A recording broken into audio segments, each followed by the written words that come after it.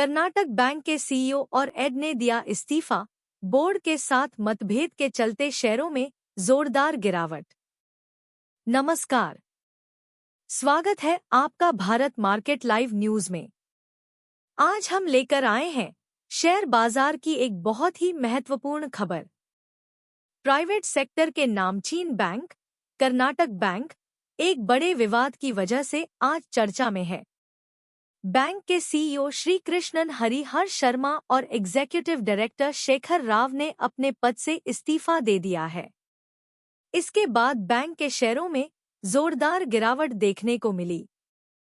सोमवार की सुबह बाजार खुलते ही बैंक के शेयर लगभग 6% तक टूट गए और करीब 195 रुपए के स्तर तक गिर गए।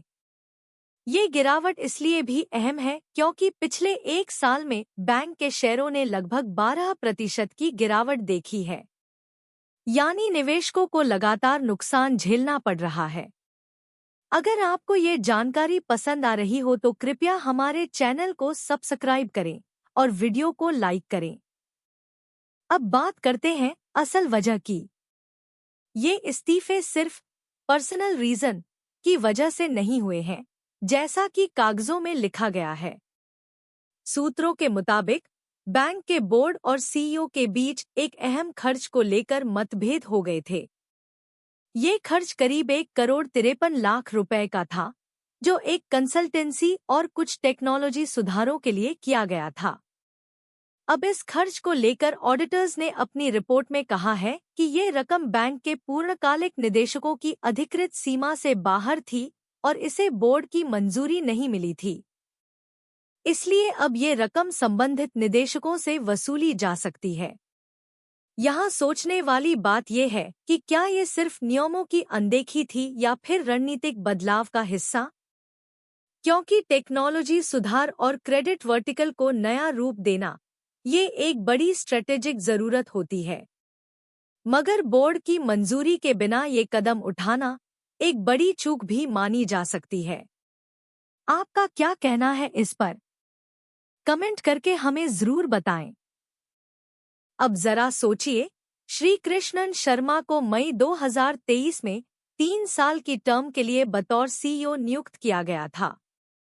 वो पहले बाहरी व्यक्ति हैं जिन्हें कर्नाटक बैंक ने इस पद पर रखा, यानी बैंक बदलाव के रास्ते पर था।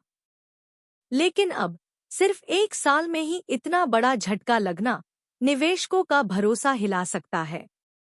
अगर हम दूसरे बैंकों से तुलना करें तो federal bank, city union bank या डीसीबी जैसे स्मॉल और मिड साइज प्राइवेट बैंक भी अपने डिजिटल ट्रांसफॉर्मेशन में खर्च कर रहे हैं, लेकिन वो पारदर्शिता बनाए रखते हैं और बोर्ड के साथ तालमेल में रहते हैं। कर्नाटक बैंक को भी इसी राह पर चलने की जरूरत थी। अगर आपको ये जानकारी पसंद आ रही हो तो कृपया हमारे चैनल को सब्सक्राइब करें और वीडियो को लाइक करें। खबर ये भी है कि रिजर्व बैंक को इस मामले की जानकारी दी गई है और कार्रवाई की प्रक्रिया चल रही है। एक वरिष्ठ सूत्र ने कहा है कि जो भी करना था वो कर लिया गया है और रेगुलेटर को इसकी पूरी जानकारी है। हालांकि अभी तक आधिकारिक रूप से कुछ साफ नहीं कहा गया है। तो कुल मिलाकर देखा जाए तो कर्नाटक बैंक इस वक्त एक संवेदनशील मोड़ पर खड़ा है। नेतृत्व में बदलाव, आंतरिक मतभेद और रेगुलेटरी नज़र, तीनों फैक्टर मिलकर निवेशकों के लिए चिंता का कारण बन रहे हैं।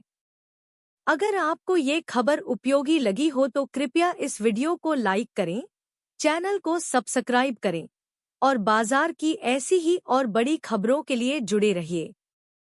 जल्दी ही मिलते हैं एक और बड़ी अपडेट के साथ। धन्यवाद।